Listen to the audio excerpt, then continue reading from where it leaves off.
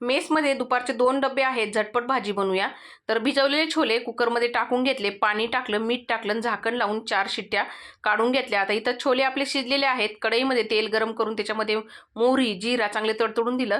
हिरवी मिरची उभी चिरून टाकली, बारीक चिरून कांदा टाकला, मीठ टाकलं, कांदा चांगला सॉफ्ट होऊन दिला. नंतर त्यामध्ये 2 चमचे अद्रक लसूणची पेस्ट टाकली, मिक्स करून घेतलं.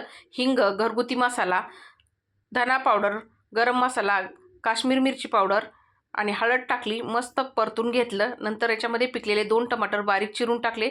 परत व्यवस्थित परतून घेऊन त्याच्यामध्ये थोडंसं पाणी टाकलं. झाकण देऊन मसाला चांगला शिजून घेतला, तेल सेपरेट होईपर्यंत मिक्स करून घेतला आणि थोडे छोले मी काढून घेतले होते कुकरमधून, ते याच्यामध्ये टाकले. परतून घ्यायचे व्यवस्थित, चवीनुसार मीठ टाकायचं आणि कोथिंबीर टाकायची. तयार झाली सुके छोल्याची भाजी. तर मी रस्सा भाजी पण केलेली आहे मेसच्या मुलींसाठी. तर इथे बघा रस्सा भाजी पण बनलेली आहे. तर मंडळी या तुम्ही पण खायला. भेटूया पुढच्या व्हिडिओमध्ये. धन्यवाद.